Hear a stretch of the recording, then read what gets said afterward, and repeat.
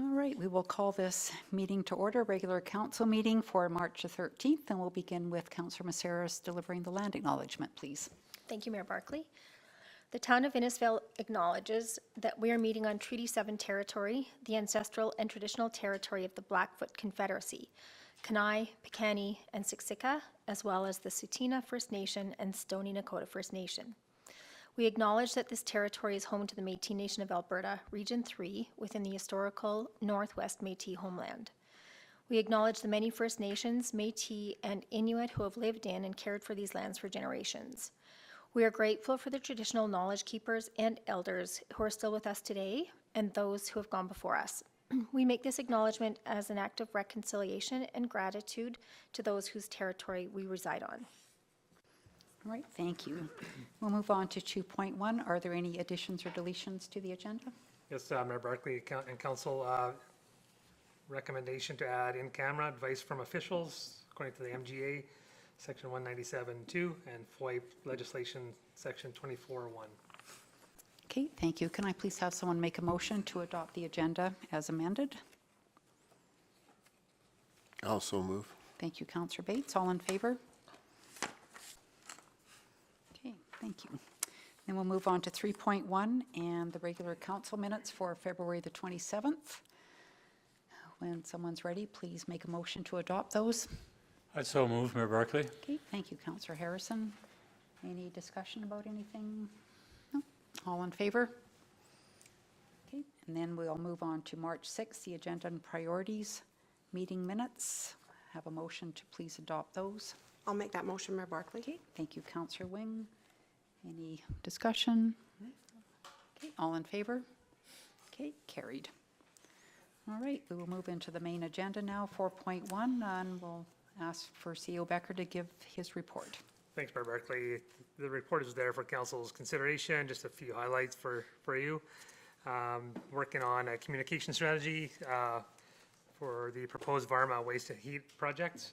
More to come as we advance that communication strategy as we work with Varma, with how we wish to advise you, Council, to communicate with public and other officials moving forward. Just letting Council know that management and supervisors meet quarterly throughout the year. We had our first quarter meeting just recently. A large part of that conversation related to the health and safety audit outcomes and the draft employee manual. So we're a lot of work, a lot of administrative policy associated with the employee manual, which Council will see that skeleton once it's fleshed out in more detail, but it's coming along quite nicely. The administration met recently with the representatives from the Alberta Jobs, Economy and Northern Development. Another indicator that we're getting some attention outside of municipal boundaries, just from different agencies. And the topic discussion was Innisfail's manufacturing sector development. It really tied in the opportunity to talk about the power of place strategy, as well as some of the work being done with the Innisfail Energy Hub. So those parties, part of that conversation, are interested in more dialogue and interest in working with the town as we have a focus within our economic development strategy to focus on manufacturing as a cluster development and strategy associated with that, with manufacturing. Yeah, just that's really it. Of course, workshop number 4 within Innisfail Energy Hub was another great day. I'll certainly leave it to Council to have that dialogue then, but my report is there for you, Council, if there's any questions. Okay, thank you. Could I please have someone approve the CEO report? I'll approve that, Mayor Barkley. Thank you. Anybody have any questions for CEO Becker? No? All right, all in favor? Carried, thank you. And we'll move on to the Council Action Control. And if everything's in order, I'll have a motion to please accept this as information. I'll make that motion. Okay, thank you. The one other thing I'd do is suggest we change a couple of dates on there, but Yeah, I think administration will probably do that. Yeah. Okay, all in favor? Carried.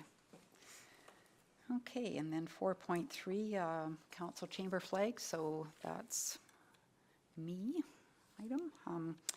So I noticed recently, I thought it was a great idea that Sylvan Lake has actually added 2 flags to their council chambers, the Métis Nation of Alberta flag and then a treaty flag.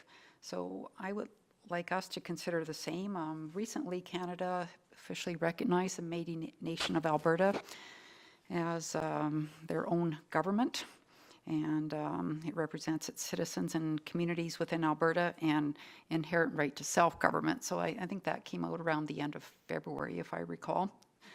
And then there's also, we would also add a Treaty 7 flag, and I think doing both of these things is really just a small gesture on our path to truth and reconciliation, and really illustrating our commitment to that, as well as, you know, ensuring that I think we demonstrate that we're open to, you know, partnerships and relationships going forward with them. And, you know, maybe down the road at some point, we could have a couple of new flagpoles outside as well, but we'll leave that for another day. So I would like to make a motion that we add the Métis Nation of Alberta flag and a Treaty 7 flag into our council chambers.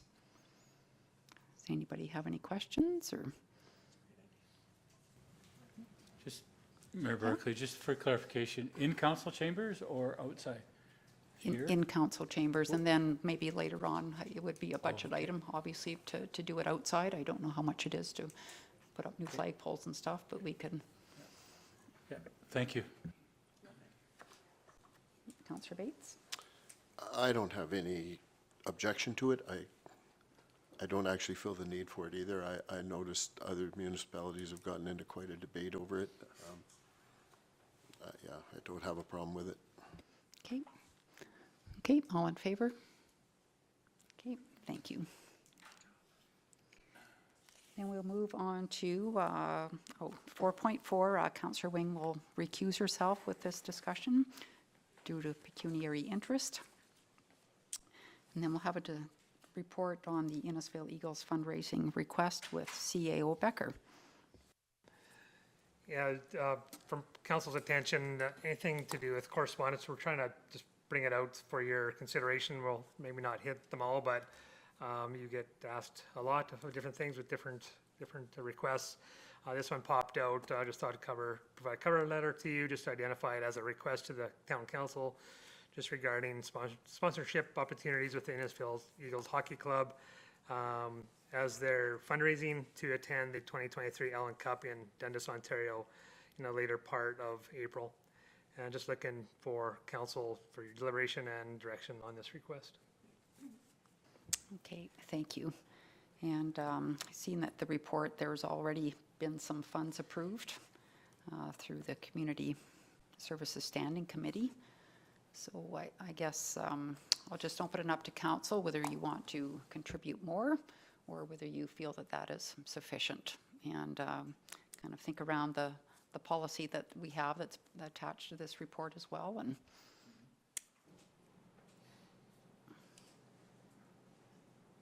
Councillor Bates. Well, as I reflect back on previous situations with the Eagles, I think I've endorsed our support all the way back to building the building, to some debt forgiveness.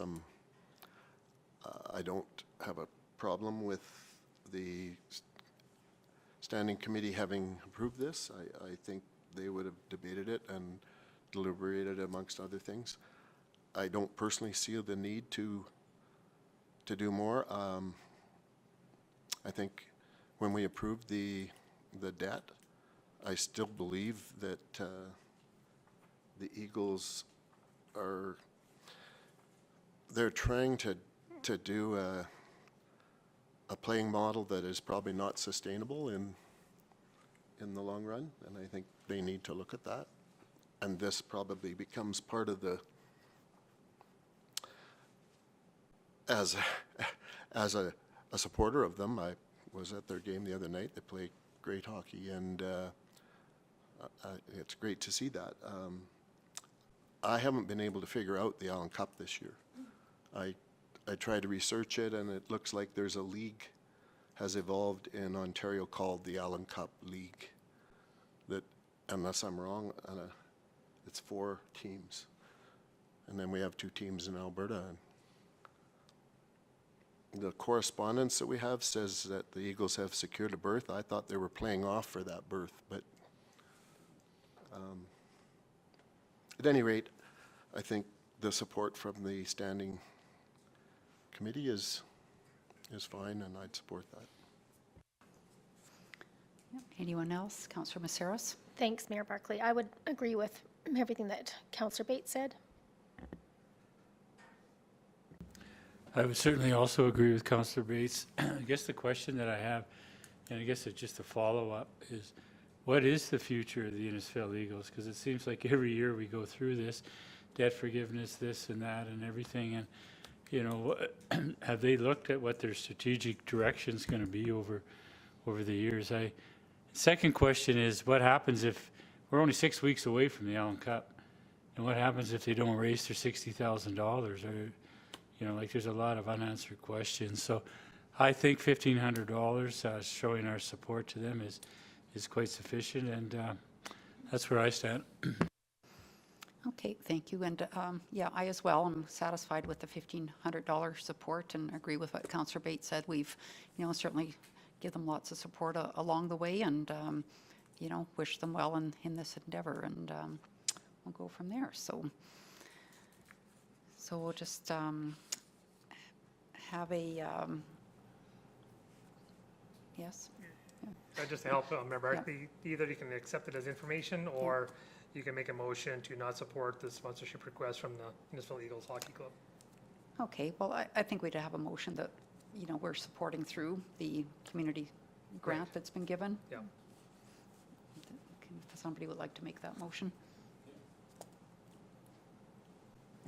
I'd like to move that we are supporting this, the Innisfail Eagles Hockey Club for this venture through the Community Services Standing Committee grant, and that we accept the correspondence as information otherwise. Okay. Councillor Bates? I do have one further comment. As I try to understand the Allen Cup in 2023, looking at the Innisfail Eagles website and looking at the correspondence attached to this, the sponsorship numbers don't even line up, and I don't have a good feel for what this 2023 Allen Cup is, its relationship with Hockey Canada, whether it's truly a national championship or whether it's Ontario and Alberta's leagues having a playoff. So as we communicate back to the Innisfail Eagles, I don't mind those questions being asked. Okay, thank you. All in favor of the motion? Okay, carried. Just have Councillor Wing come back in, please.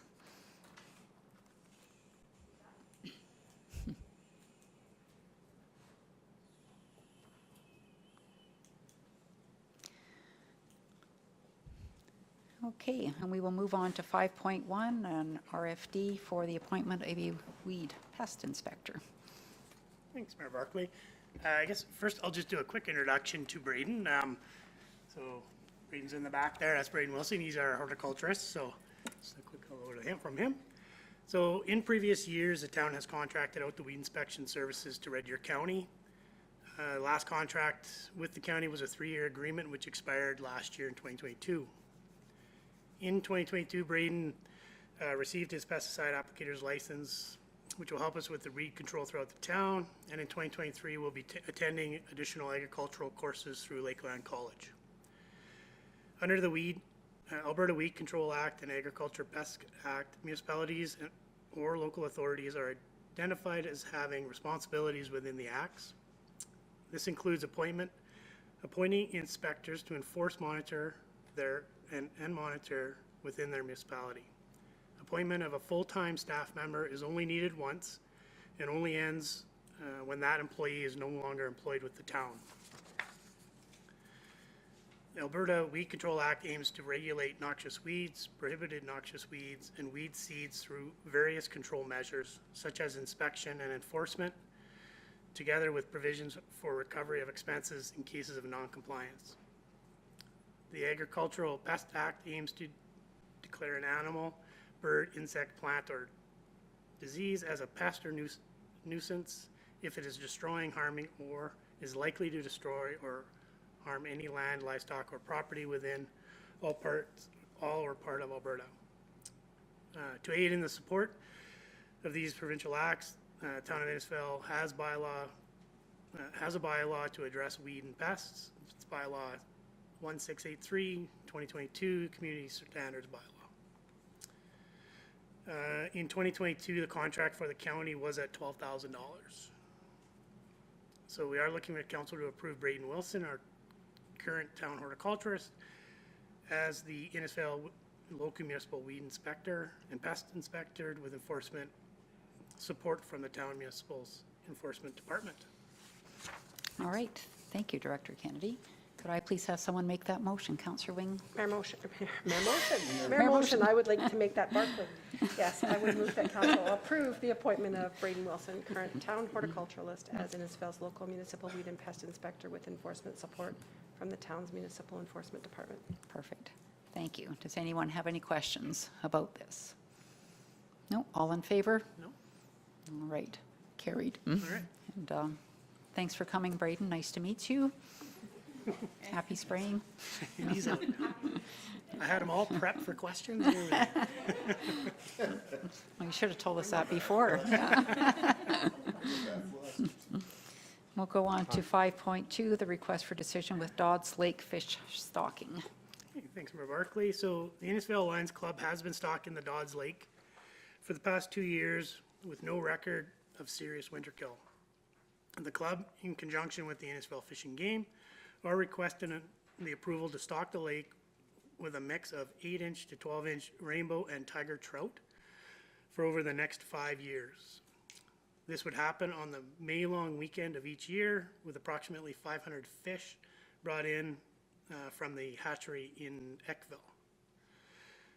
This approval would allow the club to apply for a license or a permit from the Alberta government.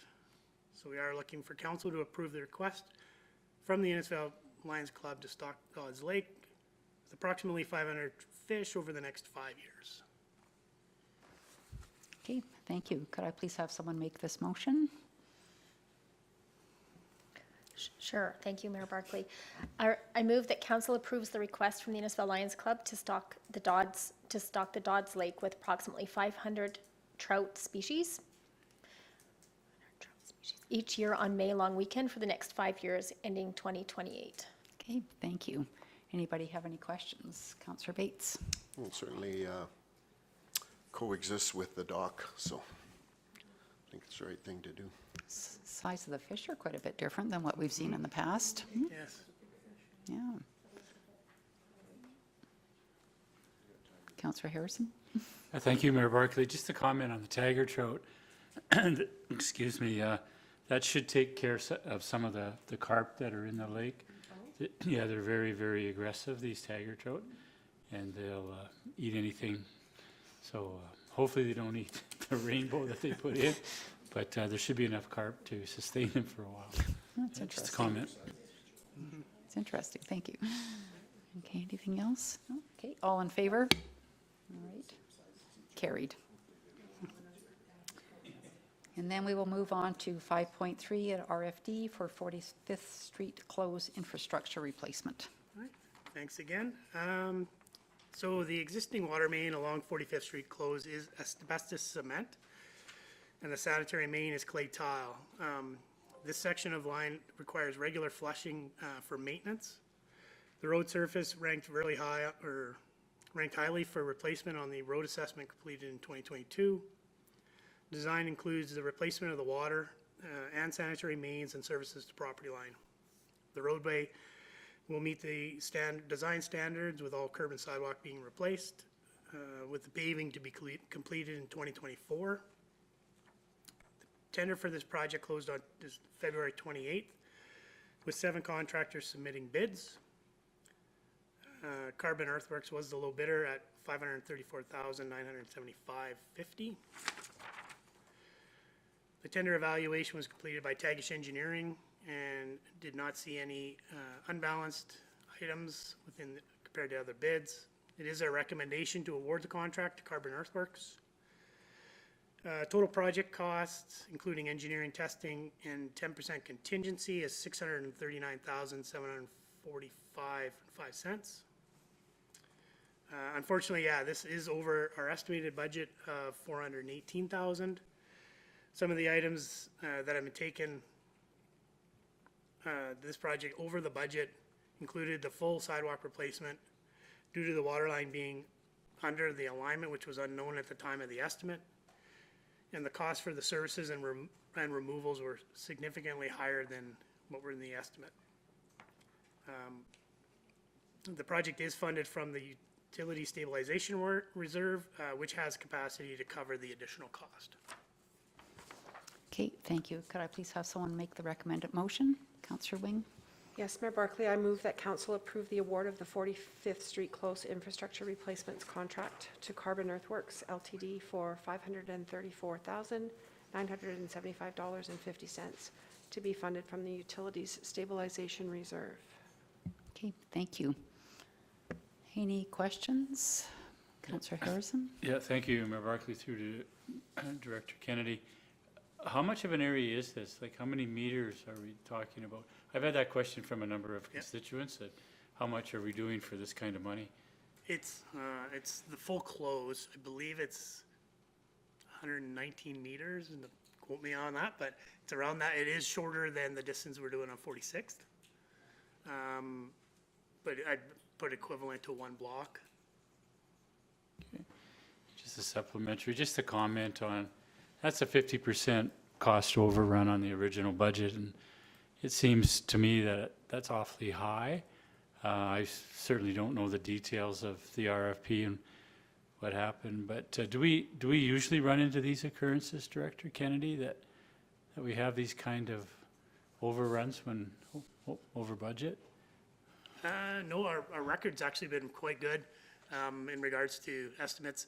Again, as per, we definitely dug into it to find out why in this case, and it did come down to a lot of it was, an unexplained servicing cost was higher.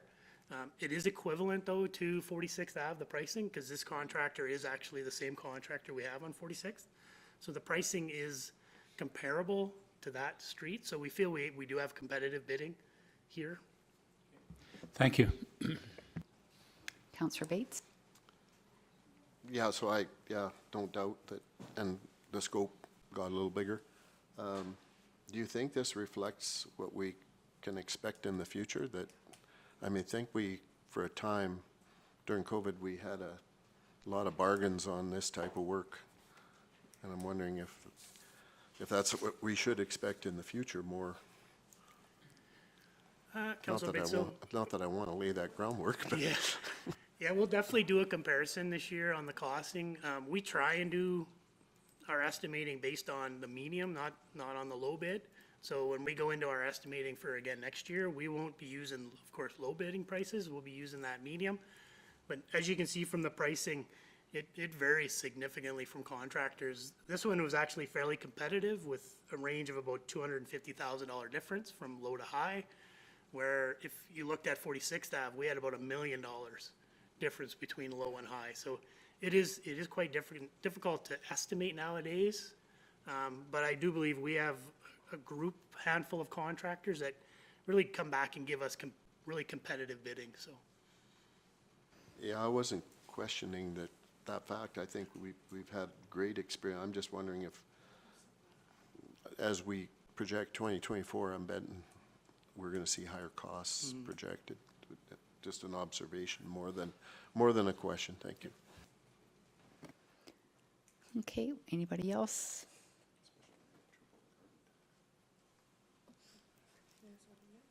Okay, all in favor? Carried. Okay, and we will move on to, she's back, 6.1. Welcome Manager Mackenzie and the Age-Friendly Action Plan. Welcome. Thank you, Mayor Barkley. a little bit.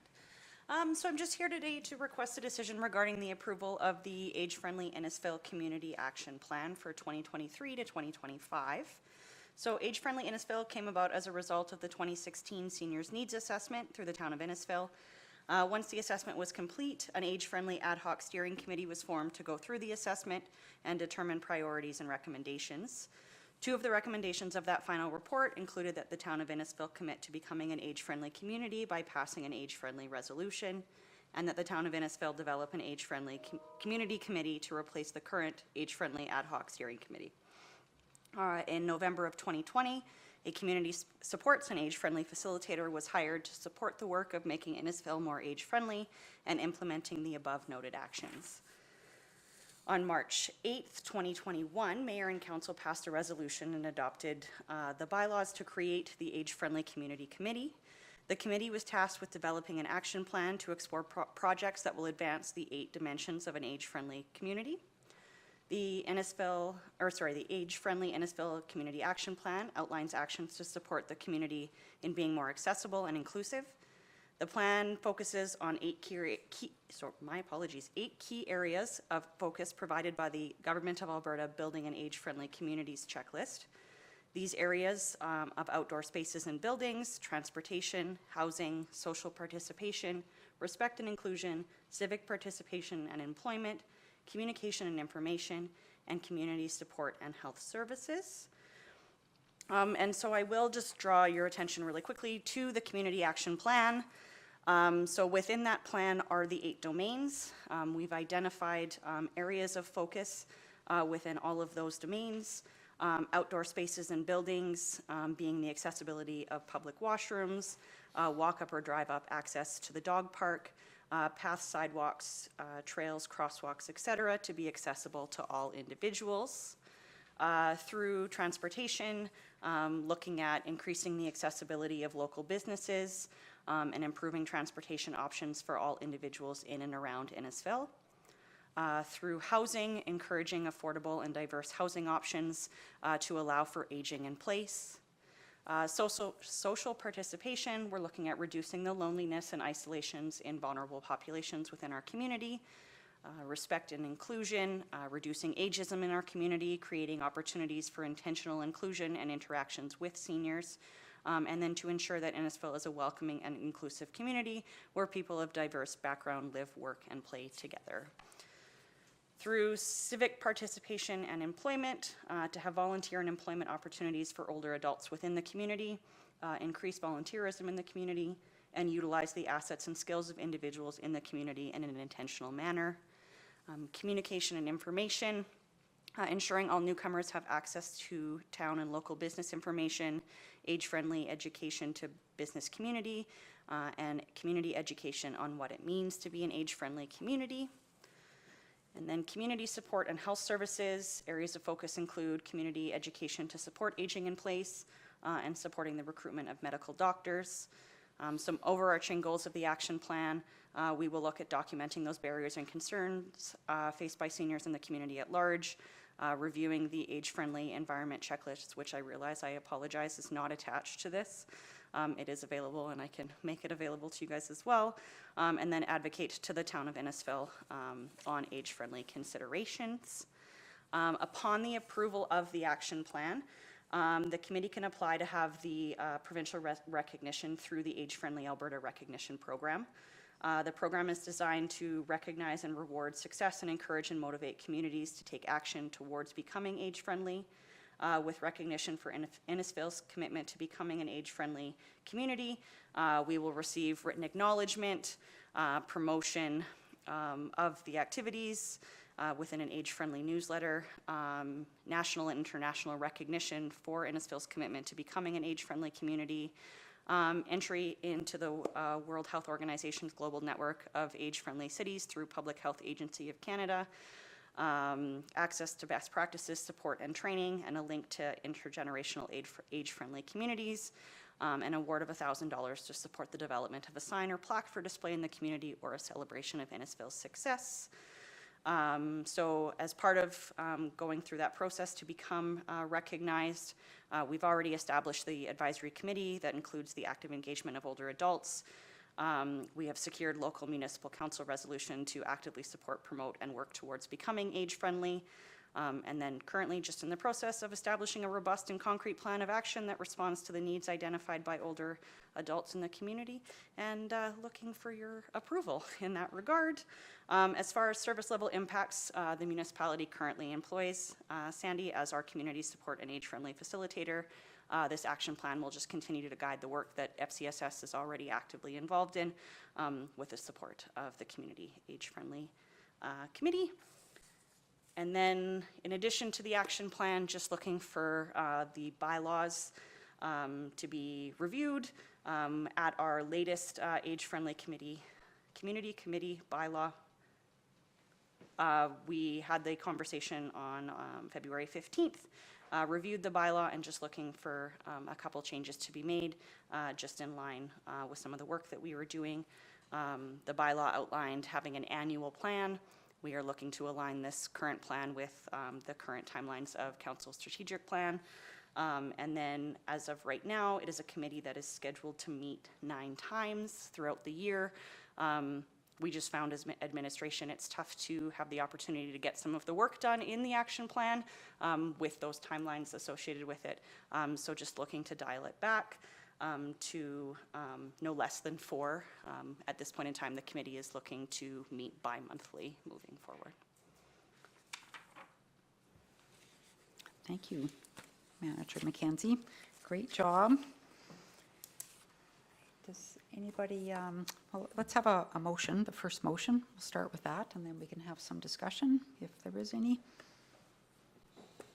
I'll make the first motion, Mayor Barkley, that council approve the age-friendly Innisfail Community Action Plan as presented. Okay, thank you. So a lot in the document. Yes. So what's the plan, like to like set out a timeline for the next 3, 4, 5 years and chunk off bits and pieces of it? And So essentially, part of that was a lot of the action that is in the action plan is achievable for us within the next 3 to 5 years. Some of it is stuff that is already happening and will continue to be ongoing. Some of it is new initiatives. And so just a matter of outlining priorities. Once the action plan is approved, the committee can take that opportunity to sit down and figure out what is those highest priorities. But a lot of them are already in the works. This just gives it a little bit more legitimacy. okay, perfect. Manager McKenzie, I just had one question on under transportation. There's a support volunteer recruitment for Golden Circle supportive medical transportation. What is that? Yes, so the Golden Circle out of Red Deer is actually looking to increase their outreach services within the Innisfail community. As of right now, there's a couple different resources that they are providing to members in our community, including a frozen meal program, that type of thing. But one of their programs is a medical transportation, and it's a volunteer driver program. And so we are looking to support them in reaching out to the community to source some local volunteers to support that program, whether that be medical transportation within our community or to surrounding community.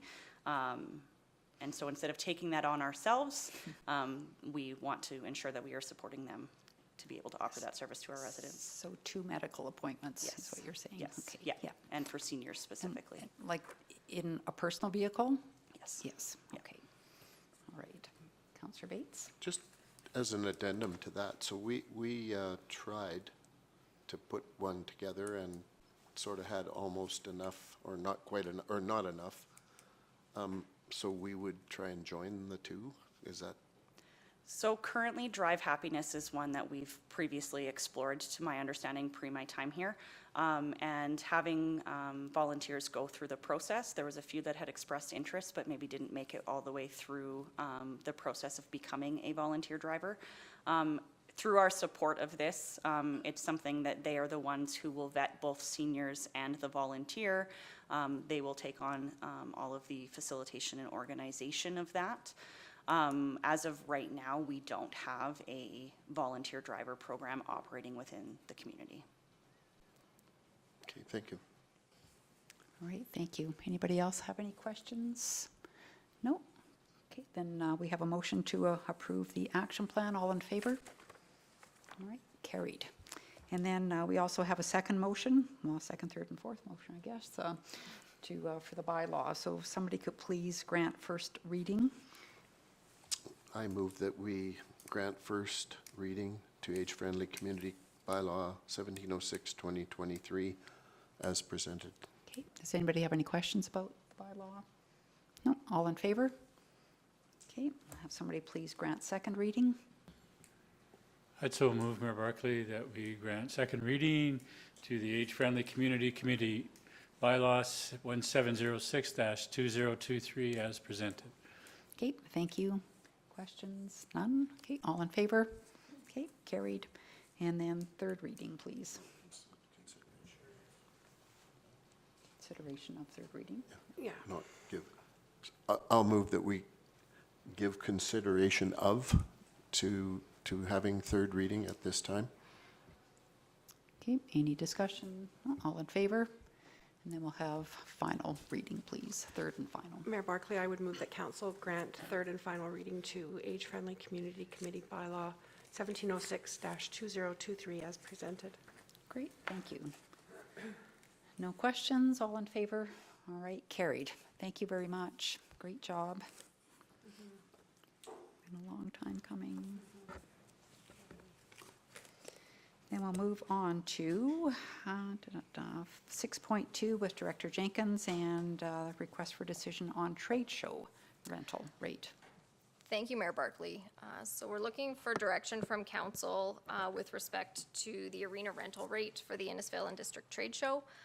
As council is aware, the Chamber of Commerce will host their annual trade show March 31st and April 1st, 2023. And the organization is requesting a reduction in the application rental rate for the facility, which is something that has historically taken place.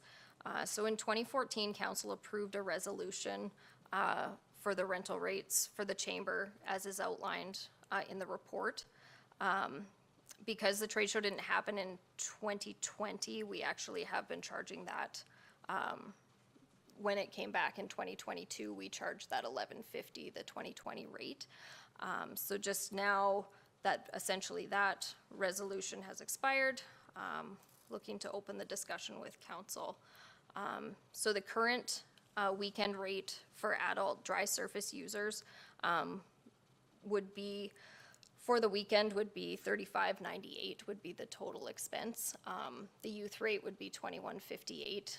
This would be the rate that would apply to minor lacrosse or other users in the arena when the ice is out. So Chamber's looking for a rate reduction. They haven't indicated a specific amount.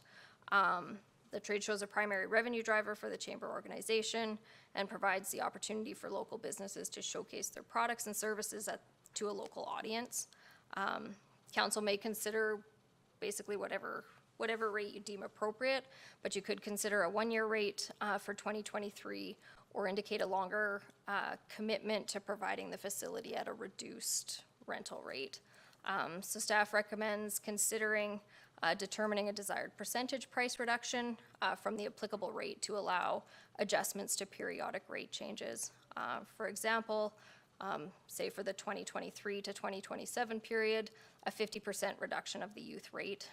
This would result in a charge of $1,273.80 for 2023 and $1,350 for 2024. These increases are comparable to what the chamber has paid in previous years and provides the chamber the ability to budget for future years. So just looking on the next page of the report there, you can see the dry surface rates for the arena, both what's currently applicable and what will come into effect in 2023. So yes, looking for discussion and direction from council. Okay, thank you, Director Jenkins. So what about the surface where the Innisfail Energy Hub is?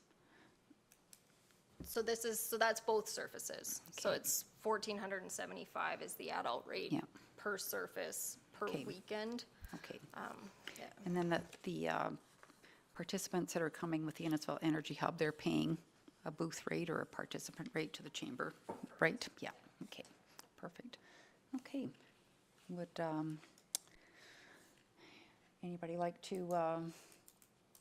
make a motion? That's what we should do. Is a recommendation in the report. Can I just ask a clarification? For sure.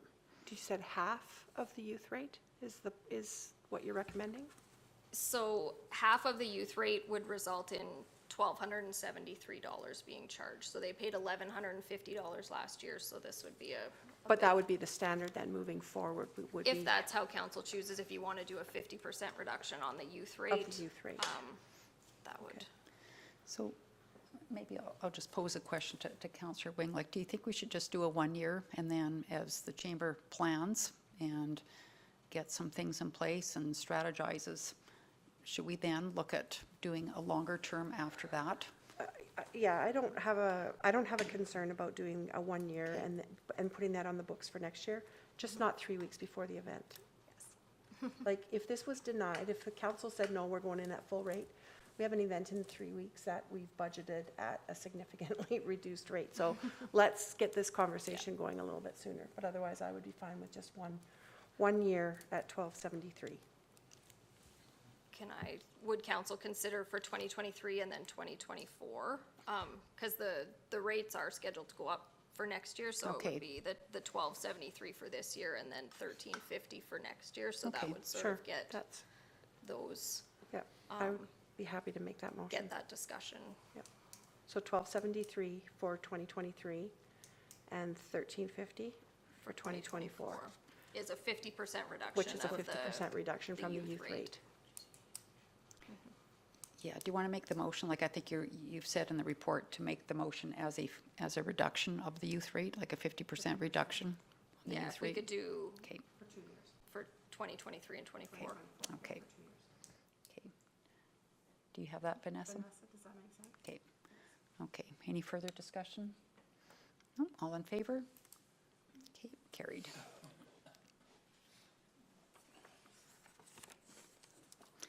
So we will move on to 6.3 and the Parkland Community Planning Services Contract Extension with Manager Shaw. Welcome.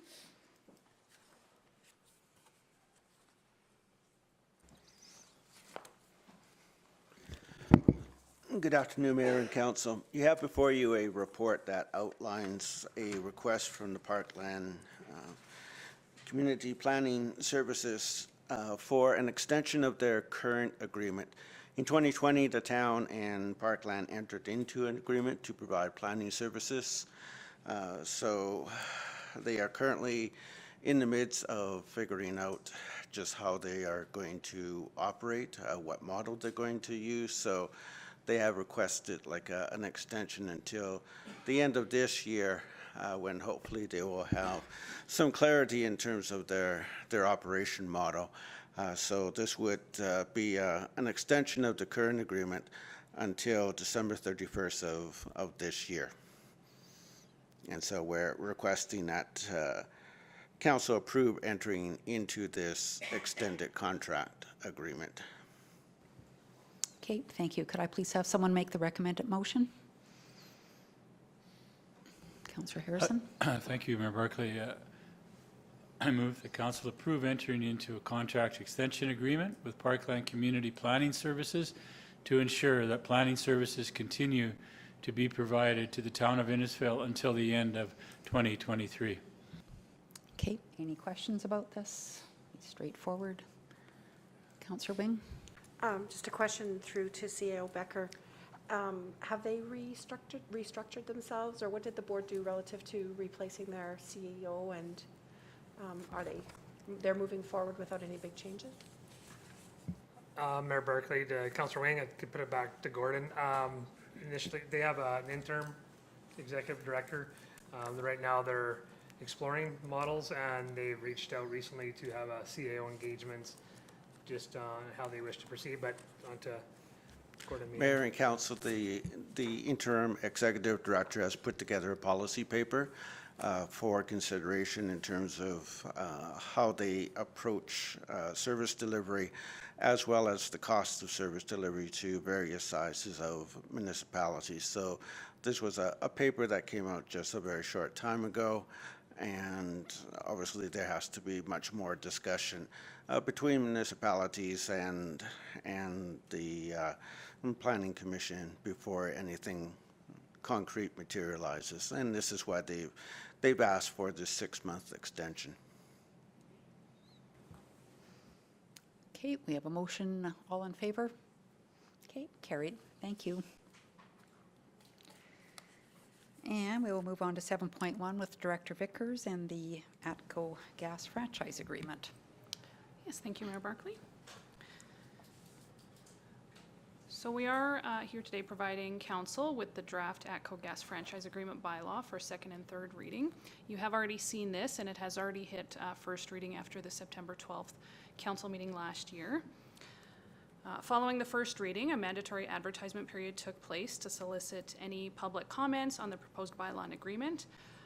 We, as well as ATCO Gas, did not receive any objections or concerns related to this extension.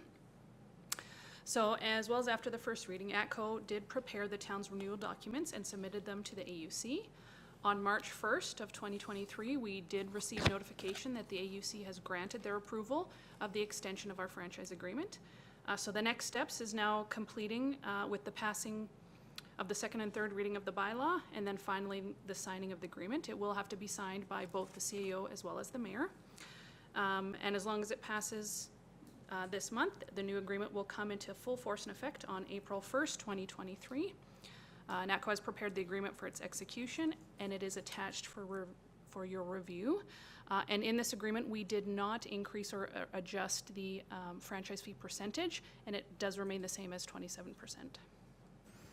All right, thank you. Could I please have someone make the first motion? I'll do that, Mayor Barkley. I move that council accepts and gives bylaw 1695-2022 ATCO Gas franchise agreement second reading. Okay, thank you. Any questions? Councillor Bates? Yeah, the only question I would have is, are the gas agreements, are they kind of a template with most communities? Like, would there normally be much different between us and some of our neighboring communities that we commonly compare ourselves to with the actual agreement? Go ahead. Or Mayor Barkley, Councillor Bates, it'd be a fairly standard agreement. The way ATCO and both Florida's work, anything specific unique to municipalities is done through a memorandum of understanding. Templates are typically almost identical between municipalities. Okay, thank you. Okay, we have a motion. Everybody in favor? Okay, carried. Please have someone make the next motion. Councillor Bates? I'll move that we accept and give bylaw 1695-2022 ATCO Gas franchise agreement third and final reading. Okay, thank you. Any more questions? No, all in favor?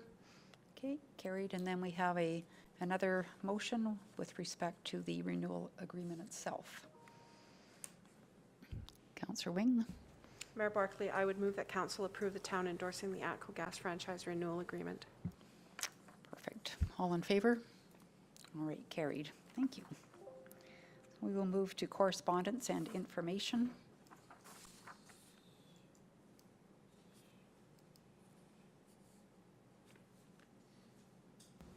Anybody have any questions? Councillor Harrison? Thank you, Mayor Barkley. Yeah, just on number 5, the Red Deer Housing Authority, the Innisfail asset transfers. Could we just get maybe a Reader's Digest version of that 3-page memo, please? I guess, yeah, I can give you the general gist. So the current social housing units that are in Innisfail, so there's 13 units in town, they have all been managed by the Red Deer Housing Authority as long as I know. I'm sure the date is in that. But the province is still the owner of those properties, and through their stronger foundation strategy, they're looking to transfer those assets to the local authorities. So for this first year, the Innisfail and the Sylvan Lake assets, I think, are the first ones that they're looking to transfer that ownership. So operationally, they will be the same. They'll still be administered through Red Deer Housing Authority, but they will be assets of that organization as opposed to the province of Alberta. Thank you. I wonder if there is some hope in that maybe they will be better looked after. Like when you look at the report, there's some that are in like mostly fair and some poor condition. So maybe there's some opportunity there. I know at one time Parkland was looking to potentially take on those assets, but I don't know if there's ever been discussion about that, Councillor Harrison, since you've been with Parkland Foundation, but Not since I've been on the committee, no. yeah, it was. But now with this actual move towards this, maybe there is time to resurface that, Yeah. table that again, so. It was a different CEO at the time that was kind of looking into that, but with And Bethany. my understanding is if they do go to Red Deer Housing, then it would be a conversation between Red Deer Housing Yes. Authority and Parkland Yeah. Foundation as opposed to the province, which would probably be a more cumbersome process. Yeah, for sure. Any other questions about the correspondence? Okay, we'll just have somebody make a motion then to please accept this as information. Mayor Barclay, I would make that motion to accept correspondence and information as information. Thank you. All in favor? Okay, carried. And we will now go into council reports. We will begin today with Councillor Harrison. Thank you, Mayor Barclay. Again, a very quiet week, sounding like a broken record. Looking forward to Saturday evening, having dinner with the Fishing Game Club and the association there. I understand it's pretty much sold out, so it should be a good event. I'm going to try and make the regimental ball, but I've got some other personal stuff going on that day and prior to, so I'll just have to play it by ear. So looking forward to this next week here. All right, thank you. And Councillor Wing is next. Thank you, Mayor Barclay. So I thoroughly enjoyed the Energy Futures Lab and the Innisfail Energy Hub activities last week.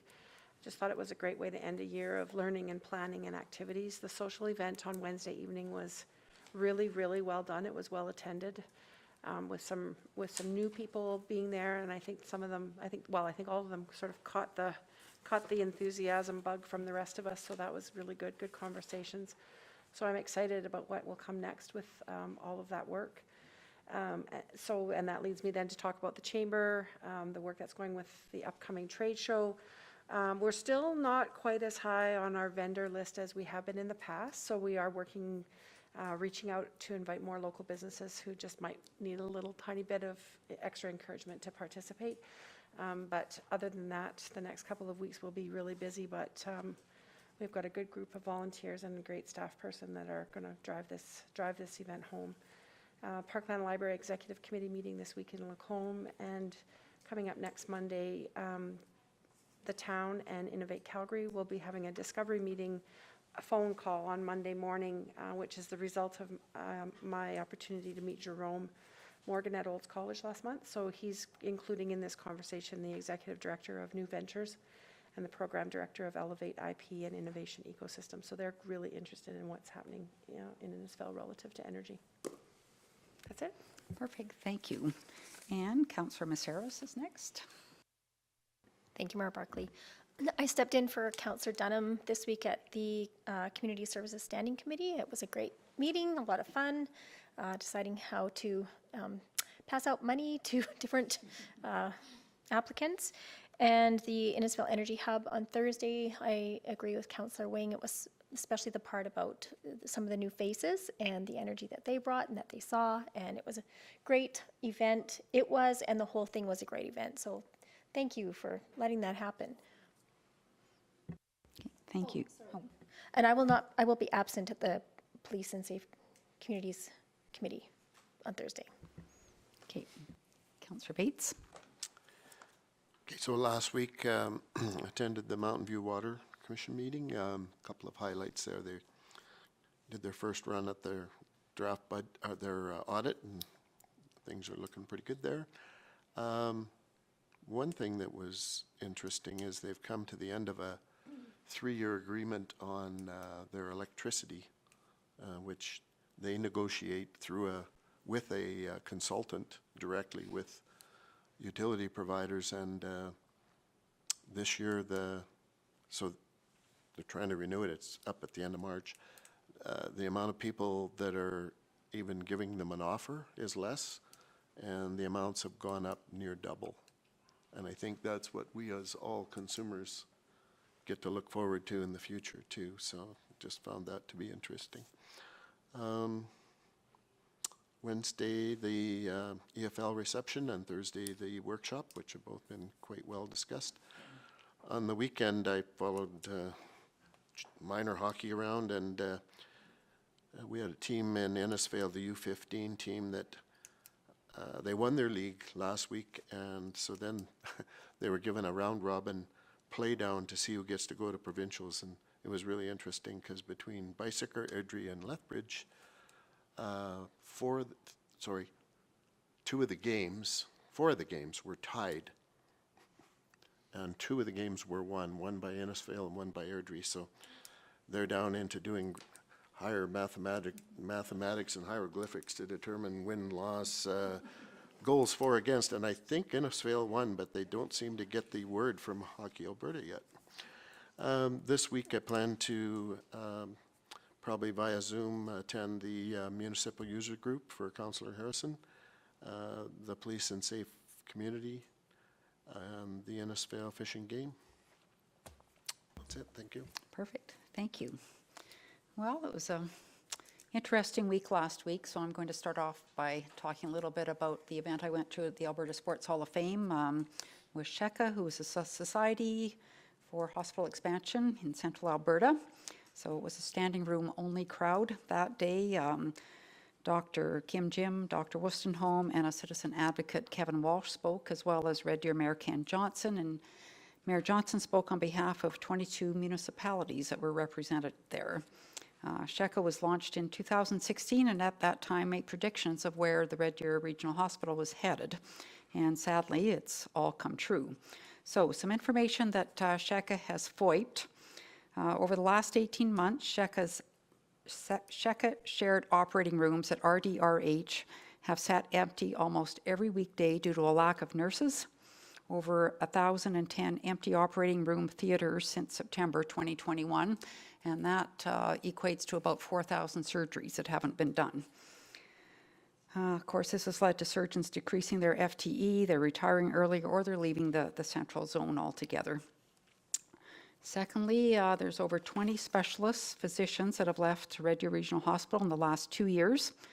This has led to SHECA, what they call service disruptions, meaning patients often have to wait until morning to see a physician for urgent heart, lung, liver, kidney, and gastrointestinal issues. In the last 6 months, there have been 57 combined nights with service disruptions to cardiology, internal medicine. There have been 32 nights with the same for gastroenterology, with each instant meaning more patients sent to Edmonton and Calgary area hospitals. And the other thing that happens with that, people go into Edmonton and Calgary, and maybe a surgery is performed there. Stats are looked at, and Calgary Edmonton's doing way more surgeries than Red Deer is, so we'll give them more money. In Central Zone, just 4 out of 707 physicians, 0.57%, receive a clinical stipend, which doctors receive for being on call to tend to urgent cases. In the Edmonton Zone, 34% of doctors receive this stipend. In Calgary, it's 20.8%, in the North, 6.6%, and in the South, 12.6%. So I think the presentation that Dr. Kim did to the Mayor's Group a couple of weeks ago, he had data where there was over $23 million paid to Calgary and Edmonton physicians for stipends. Red Deer was $90,000. And again, this affects physician recruitment, retention, and of course, morale. Dr. Wostenholm, he's an orthopedic surgeon, and he said this is just another indicator of the neglect that is happening at the Red Deer Regional Hospital. From January through September 2022, Overcapacity status, 2 or 3, was in place for 65 days. That includes 17 days in July and 17 days in September. So he says that overcapacity, they're always on level 1, and when you get to level 2 and 3, it's urgent. We need to get people out of the hospital now because we have more people coming in. Sorry, I have more. So a lot of the healthcare workers have looked at the experience working at the Red Deer Regional Hospital, and they've compared it to working at Edmonton or Calgary, and they've made choices for their own health and quality of life and left Red Deer, which is a tragedy. So what they're looking for is a champion to advocate for the Red Deer Hospital and provide regular, transparent updates on the expansion. They need equal representation of regional and rural voices on the HS executive, so there is no Central Alberta voice at this time at the HS decision-making table. And of course, need a patient capacity and physical infrastructure and a human resource transition plan. So it's not just about the build, it's about what are we doing between now and then. And in 30 years, there have been no net new beds at the Red Deer Regional Hospital. So pretty grim, and it's a great group of people, and I know that they will continue on with the support of municipalities here in Central Alberta in helping them advocate for what they need. After that, I guess the next day was at the EFL community workshop at Legion, which was great, and the EFL number 4 workshop. On Friday, I had a meeting with Healthy Aging, Karen McDonald. She's the chair of that organization and the executive director of Sage Seniors Association in Edmonton. The purpose of the meeting was just to get an overview and understand the work that they are doing. Rebecca Aspen, who's a former practice facilitator at our local PCM, hooked me up with her.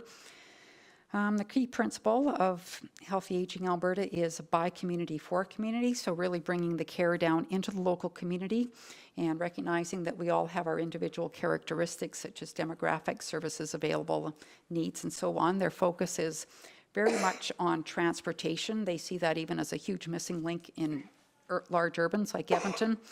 Social prescribing is another huge initiative, and I know the local Community Partners in Action Group is looking into that, as well as putting more money into home supports and financial benefits. So they really take a holistic approach to seniors care, and they work very closely with the Ministry of Seniors and Housing, and they have a very strong relationship with them. So it'll be interesting going forward to kind of see how this group, this organization, kind of hooks in with Innisfail Age Friendly, as well as the Community Partners in Action, and I see a lot of commonalities and a lot of, I guess, support that they can give into the Innisfail area. So it was a really good meeting, lasted for about an hour. And then also on Saturday, I spoke with Senator Paula Simons. She writes for Alberta Views bi-monthly, and she's doing a story on Innisfail Pride, so just asked for some comments. So I also took liberty with her time to talk about, she was aware of the Biltons and the hydrogen announcement, but she was not aware of waste to energy. So we had a good discussion about that whole concept. And then lastly, you have a letter before you here that I would like to send off to Minister Freeland with respect to carbon contracts for differences, and this is on behalf of Varma, and we will coordinate with Varma how all this works, as opposed to this just landing on her desk and she's going, what is this for? But I know that Sean Collins has been in touch with her team, and I think they are expecting this. So I would like a motion that we please send this letter off to Minister Freeland. Go, Cindy. I'd like to make a motion that we send this letter off to Minister Freeland, Deputy Prime Minister Freeland. Okay, thank you. Does anybody have any questions about Councillor Bates? Yeah, the only question I have is, you mentioned carbon credits for, like, I see the letter as a great support for all the initiatives that we're aware of with hydrogen and waste to energy. Will this letter land with other initiatives, or? Well, it's really about the federal government has a carbon contract for differences program. So what that is, that guarantees, like, a lot of the Varma business model is, some of the revenue is based on carbon offsets. So if you have a change of policy at a government level where somehow all that gets scrapped, it puts them at a lot of risk. So there's a program right now with the federal government where you can enter into contracts for difference, so that difference will be guaranteed by the federal government. So it gives the investors some security when they're talking about millions and millions of dollars. And Thank you for that explanation. okay, you're welcome. Okay, anybody else have any questions? Okay, all in favor? Okay, thank you. And then we will go to open mic session. So welcome, Ron King. Did you have anything you'd like to share with us, or you're just listening? Okay. Counselor and administration. I sat on the committee, the age-friendly committee, from its inception. And now that it's here, that's wonderful. It was a great experience. And we had an hour session next door last Thursday and watched a documentary called Ageism. And 2 or 3 of the people that were there, the underlying, I'm not sure what the word is, need or requirement or concern in our community is affordable housing for people like myself who don't want my house anymore. And 2 ladies that I sat at the same table with, she says, I may leave town because I don't want my great big home anymore. So coming out of this age-friendly, I think that's probably, not that any of them are not important, but that seems to be the most important and will be the most difficult long-term thing that we have to deal with in our community, I believe, right now. No, thank you for that, Ron, and totally agree. I think, I always say housing is probably at the top of my frustration list. And I know administration, they've been working so hard to build relationships with home builders and everything. But yeah, it's, there's a huge void in both ends of the spectrum, right? It's not just older adult housing, it's affordable housing for younger people. And yeah, so, and there's hardly anything for sale in Innisfail on top of it. So it's something that we need to try and solve. And Where it was very identifiable in the action plan. yeah. Well, and we see lots of people moving, or some people moving to Red Deer, right? They can't find anything here to downsize to that suits them, so they go to Red Deer, so we lose a lot of longtime residents, unfortunately. One lady sitting next to me, she says, I retired last fall, I have a large home and a large lot, and I want to stay in the community, but I may not be able to, because I don't, literally, she says, I don't want my house. Yeah. And it was just that one sentence explained her whole Yep. situation. Yeah. So, yeah, We're working on it, yeah, I know. promise. That was from that, it was a wonderful Yeah. thing that we had that age-friendly committee, and I hope we continue to meet on a somewhat regular basis. Yeah, no, for sure, and thanks for all your volunteerism on that committee. And we'll go to upcoming events.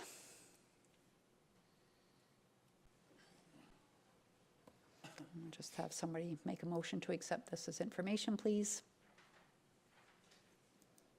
I will make a motion to accept this as information. Okay, thank you. Any questions?